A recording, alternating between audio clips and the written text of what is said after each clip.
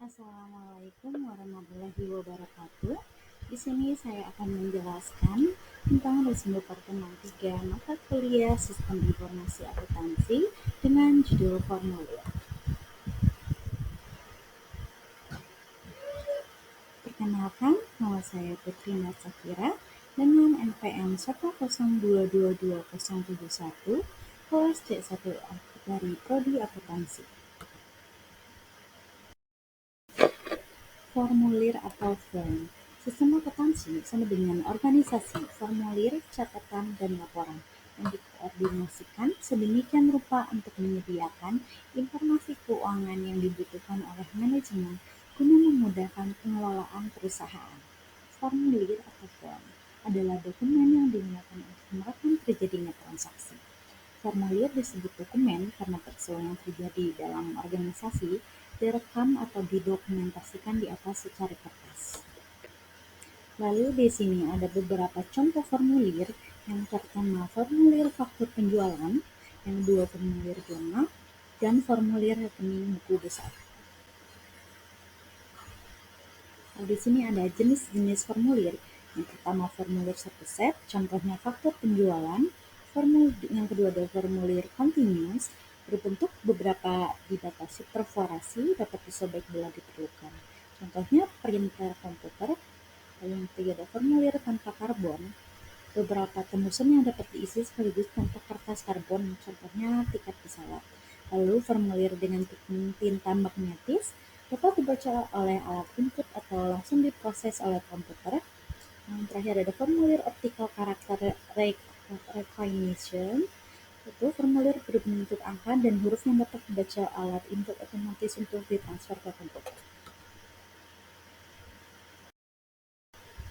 Lalu ada pengulangan formulir. Menurut sumbernya, yang pertama formulir yang dibuat dalam perusahaan digunakan untuk intern dan disimpan dalam perusahaan. Contohnya kartu jam kerja, minimum kredit atau debit, penawaran barang, bukti permintaan, dan lainnya. Yang kedua, yang dibuat dalam perusahaan dan dikirim kepada pihak luar perusahaan. Contohnya faktur penjualan dan bukti. Bukti kas keluar, surat order, pembelian, dan lainnya. Lalu ada formulir yang diterima dari perusahaan, contohnya faktur pembelian, surat order dari pembeli, dan rekening karan bank. Menurut tujuannya, yang pertama formulir yang dibuat untuk meminta dilakukannya suatu tindakan oleh unit organisasi lain, contohnya bukti permintaan dan pengeluaran barang dari gudang. Yang kedua, formulir yang digunakan untuk mencatat tindakan yang telah dilaksanakan, contohnya faktur pembelian, faktur penjualan, dan kartu jam. Lalu ada faktor-faktor pertimbangan merancang formulir. Terkait jumlah formulir adalah formulir lain yang sekarang dirancang atau sekarang digunakan berisi informasi yang sama.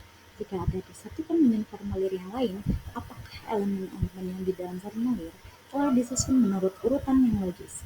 Untuk mengurangi kesalahan, apakah formulir tersebut akan memerlukan penulisan dengan tangan atau pemrosesan dengan mesin, atau keduanya, lebar spasi atau garis. Apakah formulir tersebut akan diisi dengan pensil, tinta, mesin ketik khusus, atau dengan proses penggandaan yang lain itu, atas apakah formulir tersebut akan disimpan di dalam suatu arsip.